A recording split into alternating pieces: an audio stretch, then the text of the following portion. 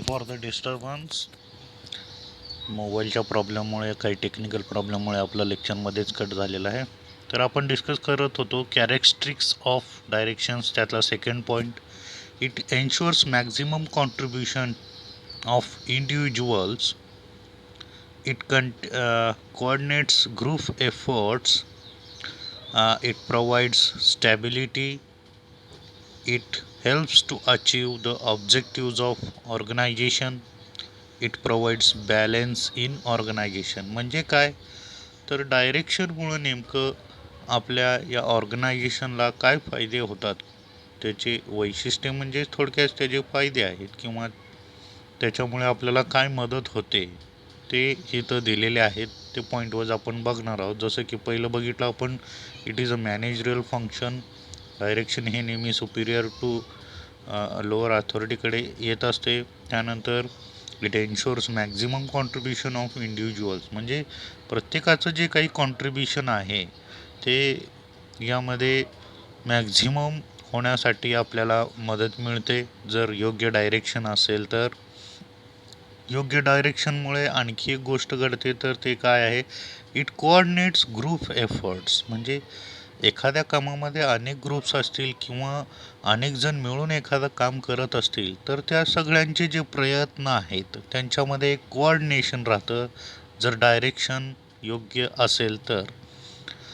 त्यानंतर it provides stability. Stability म्हणजे स्थिरता. बघा, एखाद्याच्या सल्ल्याने जर सगळी लोक काम करत असतील तर ते एका दिशेने स्टेबल होऊन काम करू शकतात. जर त्यांना स्टॅबिलिटी नसेल, समजा एखाद्या सुपरवायझरने एक काम सांगून गेलं, त्याच व्यक्तीला परत दुसऱ्या सुपरवायझरनं आणखीन एक काम सांगून गेलं, तर त्यामध्ये कन्फ्युजन होऊ शकतं. त्यामुळं डायरेक्शन देत असताना, गायडन्स देत असताना त्यात स्टॅबिलिटी पाहिजे. एकाच व्यक्तीकडून ते गेलं पाहिजे. त्यामुळे ते काम जे आहे ते योग्य त्या दिशेने योग्य त्या वेळी पूर्णत्व जाईल आणि त्याचा ते सक्सेस रेट जो आहे तो हाय असेल ऑलवेज. त्यानंतरचा जो पॉईंट आहे, it helps to achieve the objectives of organization. म्हणजे काय, ऑब्जेक्टिव्ह म्हणजे काय, जे काही त्या संस्थेचे, त्या ऑर्गनायझेशनचे, त्या इंडस्ट्रीचे जे काही ऑब्जेक्टिव्ज म्हणजे हेतू, ध्येय किंवा जे काही ते काम ठरवलेले आहे ते पूर्णत्वास नेण्यासाठी या डायरेक्शनची गरज असते. आणि जर ते योग्य असेल डायरेक्शन तरच ते सक्सेसफुल होऊ शकतं काम, ते ऑर्गनायझेशन सक्सेसफुल राहू शकते. त्यामुळं त्याचं एक वैशिष्ट्य म्हणजे काय आहे, तर it helps to achieve the objectives of organization. बघा, आपणही आपल्या वैयक्तिक जीवनात अनेक ध्येय ठेवत असतो, तर आपण योग्य डायरेक्शननं गेलो तरच ते आपले ध्येय पूर्ण होतात. तर ऑर्गनायझेशनचं पण तसंच आहे. तिथं जे सगळे जे इंडिव्हिज्युअल्स काम करत असतात, जे मॅनेजर असू देत, सुपरवायझर असू देत, त्यांचे एम्प्लॉई असू देत, त्यांचे लेबर्स असू देत, वर्कर्स असू देत, या सगळ्यांना जर एका डायरेक्शननं नेलं तर त्या ऑर्गनायझेशनचं जे ऑब्जेक्टिव्ज आहेत ते कंप्लीट होऊ शकतं. तर त्यासाठी डायरेक्शन हे खूपच महत्त्वपूर्ण रोल प्ले करतं ऑर्गनायझेशनमध्ये. त्यामुळे मॅनेजमेंट ही गोष्ट शिकत असताना या डायरेक्शनवर आपल्याला फोकस करणं खूपच महत्त्वाचं आहे. त्यानंतरचा जो काही कॅरेक्टरिस्टिक्स वैशिष्ट्य सांगितलेलं आहे या डायरेक्शनचं, तर ते आहे, it provides balance in organisation. Balance म्हणजे काय, इथं आपण पैशाच्या बाबतीत विचार करायचा नाही. बॅलेन्स म्हणजे इथं स्टॅबिलिटी, जसं आपण मागाशी डिस्कस केलं, एक स्थिरता, खालीही नाही वरही नाही, एक सेंटर धरून ते काम पूर्ण होत असतं. म्हणजे कुणीही त्यात कमी जास्त होत नाही. प्रत्येकाला इक्वल शेअरिंग येतं, प्रत्येकावर इक्वल रिस्पॉन्सिबिलिटी दिली जातात. त्यामुळं बॅलेन्स राहतं आणि त्या बॅलेन्समुळं ऑर्गनायझेशनचं जे काही गोल आहे, ऑब्जेक्टिव्ज आहेत, ते अचीव करण्यासाठी आपल्याला सोपं जातं. तर ह्या सर्व गोष्टी या कॅरेक्टरिस्टिक्स ऑफ डायरेक्शनमध्ये येतात. परत एकदा आपण त्यांचे पॉईंट वाईज बघूया. It is a managerial function. It ensures maximum contributions of individuals. It coordinates groups efforts. It provides stability. It helps to achieve the objectives of organization. It provides balance in organization. तर हे characteristics जे आहेत हे डायरेक्शनचे आहेत. Direction म्हणजे थोडक्यात guidance. या गायडन्सच्या related हे सर्व कॅरेक्टरिस्टिक्स आपल्याला पाहायला मिळतात. तर त्यानंतर इथं आपण या डायरेक्शनचं महत्त्व पाहणार आहोत या डायग्रॅम थ्रू. या डायग्रॅममध्ये आपल्याला दाखवलं बघा. तर या डायरेक्शनमुळं काय नेमकं किंवा या डायरेक्शनचं महत्त्व काय आहे नेमकं. इनिशिएट्स ॲक्शन म्हणजे जर आपण डायरेक्शन द्यायला सुरुवात केली तरच त्या कामाला सुरुवात होते. ॲक्शन म्हणजे कार्य. इनिशिएट्स म्हणजे त्याला सुरुवात होणे, तिथून त्याची सुरुवात होते. जर कोणी डायरेक्शन गायडन्स देणाराच नसेल, डायरेक्शनचा आपण अर्थ आता इथं गायडन्स असं घेऊया, गायडन्स देणाराच जर कोण नसेल तर आपल्या कामाला सुरुवात होऊ शकत नाही. नेमकं काम कुठून सुरुवात करायची आहे हे आपल्याला कळत नाही किंवा त्या वर्कर लेवलला कळत नसतं. त्यामुळं सुपरवायझर किंवा मॅनेजर ज्यावेळी त्यांना डायरेक्शन देतात की हां आपल्याला आज इथून काम सुरुवात करायचं आहे, या गोष्टी आज कंप्लीट करायच्या आहेत, ठराविक त्या दिवसाचं त्यांना टार्गेट दिलं जातं, तर त्यावेळी ते कामाला सुरुवात होते की हां आज आपल्याला या सेक्टरमधून हा पहिला काम पूर्ण करायचं आहे. हे म्हणजे काय तर इनिशिएट, कामाला सुरुवात होते इथे जर डायरेक्शन योग्य असेल तर. त्यानंतर जो सेकंड पॉईंट दिलेला आहे तो आहे coordination the group efforts. Coordination the group efforts, त्याला आपण आणखी दुसऱ्या भाषेत इंटिग्रेट्स एफर्ट्स असंही म्हणू शकतो. The supervisor are capable of directing, inspiring and instructing the employees to work only by directing. To do this, every person needs to work hard and in order to accomplish the goals of an organization. Every department efforts can be easily connected and included along with the other departments through proper direction. This can also be achieved through influential leadership and efficient communication. A concern achieves certain stability only through effectively in cooperating all the efforts made by all. म्हणजे काय तर ज्यावेळी एखादं काम ग्रुपमध्ये करत असतो तर प्रत्येकाचं कोऑर्डिनेशन त्या ग्रुपमध्ये, प्रत्येकाचा जो एफर्ट्स आहे त्या ग्रुपमध्ये हे योग्य त्या डायरेक्शनवरच डिपेंड असतं. आणि ते जर एफर्ट्स आणि कोऑर्डिनेशन इफेक्टिवली झालं तर त्या ग्रुपचा सक्सेस रेट खूप हाय असतो. हे सर्व गोष्टी कशात येतात तर डायरेक्शनमध्ये येतात. तर हे एक डायरेक्शनचं महत्त्व आहे. त्यानंतर तिसरा मुद्दा आपल्याला पाहायला मिळतो तो पहा, एन्श्युअर्स मॅक्झिमम इंडिव्हिज्युअल कॉन्ट्रीब्युशन.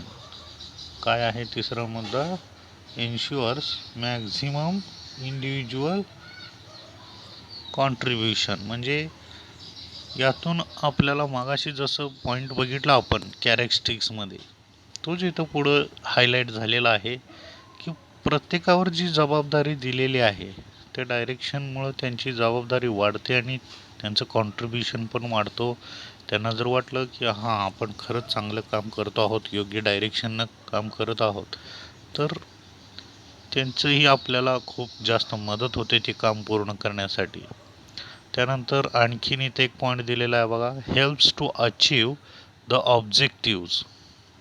परत तेच पॉईंट हायलाईट झालेले आहे तिथं, provide stability and balance, reduces the reluctance to put up with changes. म्हणजे काय,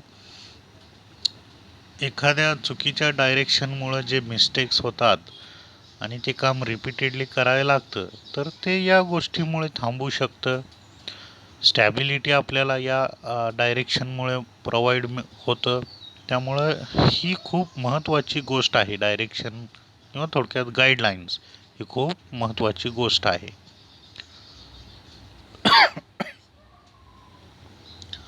त्यानंतर पुढचा जो पॉईंट आहे तो आहे प्रिन्सिपल्स ऑफ डायरेक्शन. तर हे प्रिन्सिपल आपण वन बाय वन बघूया. याची तत्व काय आहे, डायरेक्शन गाईडलाईन्सची तत्व काय असावीत किंवा त्या कोणत्या पद्धतीने डायरेक्टिंग असावं हे आपल्याला थोडक्यात इथं पाहायचं आहे. While directing, a manager should understand the needs, motives, and attitudes of his subordinates. The following principles of directing may be useful to a manager. म्हणजे ज्यावेळी आपण एखाद्याला डायरेक्शन देत असतो किंवा गाईडलाईन्स देत असतो त्यावेळी आपण त्याची गरज काय आहे, त्यांचे मोटिव्स, त्यांचे हेतू काय आहेत, त्यांचा ॲटिट्यूड कसा आहे, या सगळ्या गोष्टींचा अभ्यास केला पाहिजे. मगच आपण एखाद्याला डायरेक्शन किंवा गाईडलाईन्स दिलं पाहिजे. तर त्यातलं सगळ्यात पहिलं जो घटक आहे harmony of objectives.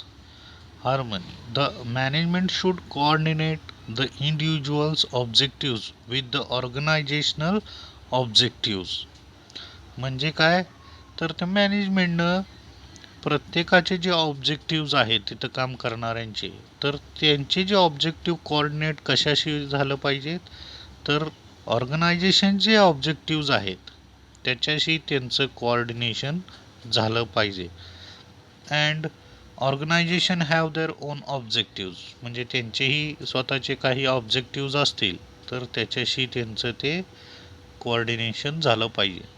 Directions can integrate individuals objective with organizational objectives. हे ह्या हार्मनी म्हणजे एक जिन्स आपण म्हणतो ना, एक जिन्सीपणा आला पाहिजे, दोघांमध्ये साम्य असलं पाहिजे.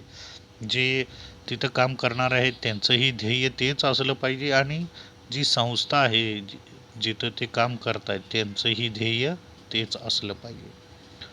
तर जे सेकंड पॉईंट काय आहे, तर मॅक्झिमम इंडिव्हिज्युअल कॉन्ट्रीब्युशन. आपण मग अशी बघितलं की प्रत्येकाचं कॉन्ट्रीब्युशन हे त्यांच्या जबाबदारीनुसार चांगलं असलेल तर त्या डायरेक्शनचं जे काही ऑब्जेक्टिव्ज आहेत ते कंप्लीट होतात.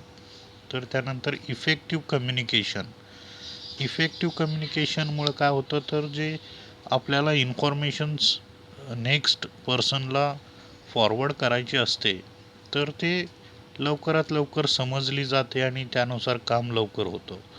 The Superior must ensure that plans, policies, responsibilities and orders are fully understood by the subordinates in the right direction.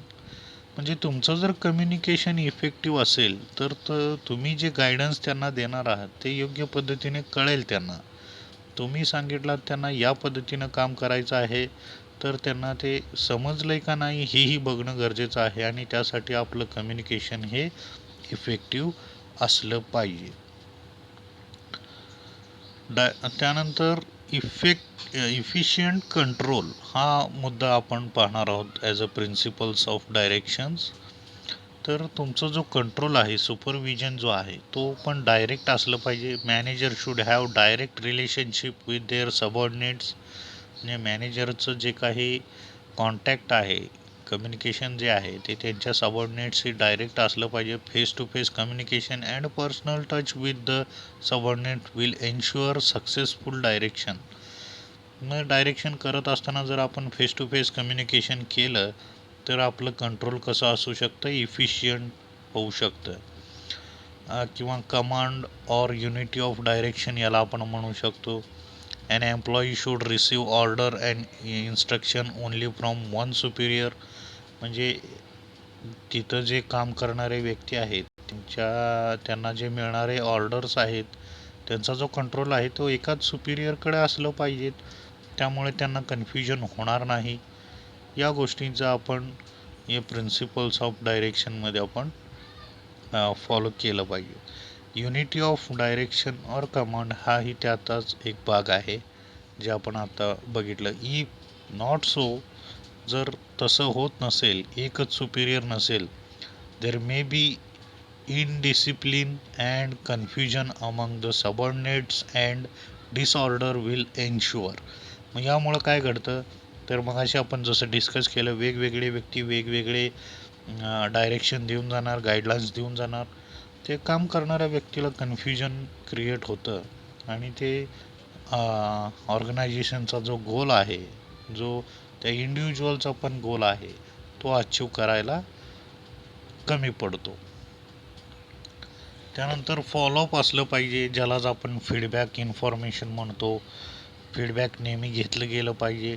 Direction is a continuous process, आपण जसं मगाशी बघितलं, तर त्यामध्ये फीडबॅक हा महत्त्वाचा पार्ट ठरतो. त्याचं फॉलोअप घेणंही महत्त्वाचं असतं. तर आज सकाळी तुम्हाला हे काम सांगितलं आहे, तर ते या वेळेपर्यंत किती कंप्लीट झालेलं आहे, तुम्हाला कोणत्या अडचणी येत आहेत, या सर्व गोष्टींचा आपण फॉलोअप घेतलं पाहिजे. अडचणी येत असेल तर मॅनेजरी लेवलला आपण त्यांना सॉल्व करून, त्यांचं फीडबॅक घेऊन, त्यांचे त्यांना रिझोल्युशन देऊन काम पुढं कसं जाईल यासाठी आपण प्रयत्न करायचा आहे. Instructions are not an end itself, म्हणजे फक्त त्यांना डायरेक्शन देणं हे इथंच थांबत नाही, तर त्यांचं फॉलोअप घेणं हे खूप महत्त्वाचं आहे. Follow up is necessary. So the management should watch whether subordinates follow the orders and whether they face difficulty in carrying out the orders or instruction. मग त्यांना काही त्यात अडचणी येत आहेत का नाहीत, ह्या सर्व गोष्टींची आपल्याला कल्पना तिथं मिळते. त्यानंतर पुढचं जो आहे कॉम्प्रिहेन्शन, म्हणजे आपले जे ऑर्डर्स आहेत त्या स्पष्टता असल्या पाहिजेत, ते योग्य समजलं पाहिजेत. त्यानंतर डायरेक्ट सुपरविजनमध्ये आपण जसं मगाशी बघितलं, फेस टू फेस कम्युनिकेशन हे खूपच महत्त्वाचं आहे. तर ह्या सगळ्या प्रिन्सिपल्स ज्या आहेत ते आपल्या डायरेक्शनचे आहेत. आणि डायरेक्शन करत असताना harmony, efficiency, communication, individual effort, unity of command, feedback, follow up, ह्या सर्व महत्त्वाच्या गोष्टी आहेत. तर यानंतर आपण पाहणार आहोत तो म्हणजे एलिमेंट्स ऑफ डायरेक्शन. एलिमेंट्स म्हणजे मगाशी आपण जसं म्हटलं, तर यातले काही घटक आहेत. डायरेक्शन करत असताना काही घटकांचा आपल्याला सपोर्ट घ्यावा लागतो किंवा काही घटक महत्त्वाचे असतात. तर ते कोणकोणते घटक आहेत ते आपल्याला पाहायचे आहे. तर there are 3 or 4 elements very important, namely the first one is a supervision, second one is a leadership, third one is a motivation and fourth one is communication. तर आपण सुपरविजन म्हणजे काय, तर एखाद्या सबऑर्डिनेट काम करत असताना त्याच्यावर जे काही आपण वॉच ठेवतो किंवा त्याचा जो फॉलोअप घेऊन रेकॉर्ड बनवतो, त्याला आपण सुपरविजन म्हणतो. तर त्यानंतर जो दुसरा आपल्याला इथं एलिमेंट दिलेला आहे तो लीडरशिप. मग या लीडरशिपमध्ये आपण असं सांगू शकतो की leadership is the process in which a manager, supervisor guides and influences the effort of his subordinates. म्हणजे तो जो लीडर आहे त्याच्या मार्गदर्शनाखाली हे सगळं काम सुरू असतं. त्यामुळं हा एलिमेंट खूप महत्त्वाचा आहे डायरेक्शनमध्ये. त्यानंतर तिसरा जो एलिमेंट आहे तो मोटिवेशन. ज्यावेळी आपण एखाद्याला गायडन्स देतो किंवा डायरेक्शन काम देतो, या पद्धतीनं करायचं आहे, तर त्याच्यासोबत मोटिवेशन ही खूप महत्त्वाचं आहे. तो काम करत असताना तो योग्य करतोय का अयोग्य करतोय, त्या गोष्टीची चर्चा तिथं झाली पाहिजे. Motivation means arousing desire or wish in the minds of workers to give their greatest to the organisation. त्यांना मोटिवेट करत राहणे, त्यांचं काम चांगलं चाललं आहे त्याचं कौतुक करत राहणे, हे खूप महत्त्वाचं असतं एखाद्या ऑर्गनायझेशनमध्ये काम करत असताना. आणि त्या थ्रू ते जे वर्कर्स आहेत, ते जे सबऑर्डिनेट्स आहेत, त्यांना जर त्यांचे सुपिरियरनं चांगले कमेंट दिलेत, चांगले मोटिवेशन दिलेत, तर ते आणखीन चांगलं काम करून दाखवू शकतात. तर हा एक खूप महत्त्वाचा एलिमेंट्स या डायरेक्शनमध्ये आहे. त्यानंतर कम्युनिकेशन इज अ प्रोसेस. हाही एक प्रोसेस आहे. प्रत्येक वेळी आपण डायरेक्टली आपल्या सुपिरियर किंवा आपल्या सबऑर्डिनेट्सशी कम्युनिकेशनमध्ये असलं पाहिजे. आपले जे प्रॉब्लेम्स आहेत पर्सन टू पर्सन सॉल्व झाले पाहिजेत. जे काही इन्फॉर्मेशन आहे, अंडरस्टँडिंग आहे, तो बॉन्ड चांगला असेल तर तो डायरेक्शन खूपच चांगला होऊ शकतो किंवा आपण त्याला चांगलं गायडन्स करू शकतो. त्यामुळं हाही एलिमेंट खूप महत्त्वाचा आहे. तर आजच्या पार्टमध्ये आपण इथंच थांबणार आहोत. हे दोन जे पार्ट आहेत, हे दोन पार्ट आपण या डायरेक्शनसाठी पाहिलेला आहे. पुढचा जो घटक आहे तो पाहताना आपण नेक्स्ट लेक्चरला बघूया. थँक्यू.